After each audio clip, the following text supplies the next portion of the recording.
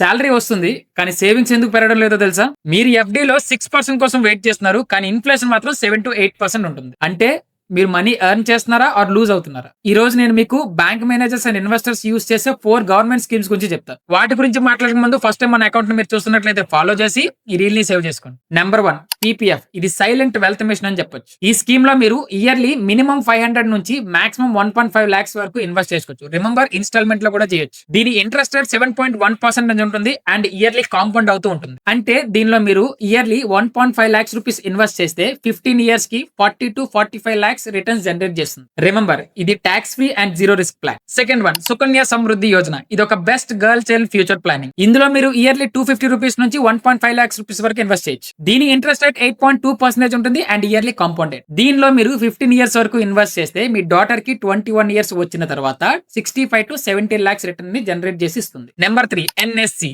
ఇది ఒక short term safety plan. ఇందులో మీరు మినిమం 1000 రూపీస్ ఇన్వెస్ట్ చేయొచ్చు. No maximum limit. అండ్ దీని ఇంట్రెస్ట్ రేట్ 7.7% ఉంటుంది అండ్ ఇయర్లీ కాంపౌండెడ్. అండ్ దీని 5 years వరకు ఉంటుంది. ఫర్ ఎగ్జాంపుల్ కి మీరు దీనిలో 1 lakh రూపీస్ ఇన్వెస్ట్ చేస్తే 5 years తర్వాత 1.45 lakhs రిటర్న్ ని జనరేట్ చేస్తుంది. రిమెంబర్ ఇది safe and fixed returns. Last one SGB issued by reserve bank of India. ఇందులో మీరు మినిమం 1 gram గోల్డ్ నుంచి 4 kg గోల్డ్ వరకు ఇన్వెస్ట్ చేయొచ్చు. అండ్ దీని ఇంట్రెస్ట్ రేట్ 2.5% ఉంటుంది అండ్ దాంతో పాటు ఒకవేళ గోల్డ్ ప్రైసెస్ పెరిగితే రిటర్న్స్ కూడా పెరిగిపోతాయి. రిమెంబర్ దీని 8 years అండ్ ఎగ్జిట్ ఆప్షన్ వచ్చేసి 5 years నుంచి ఉంటుంది. విన్నర్ కదా? ఇన్ఫర్మేషన్ నచ్చితే లైక్ చేసి మీ ఫ్రెండ్స్ అండ్ ఫ్యామిలీ థియరీని షేర్ చేసి మీరు ఏ స్కీమ్ లో ఇన్వెస్ట్ చేస్తారో కింద కమెంట్ చేయండి.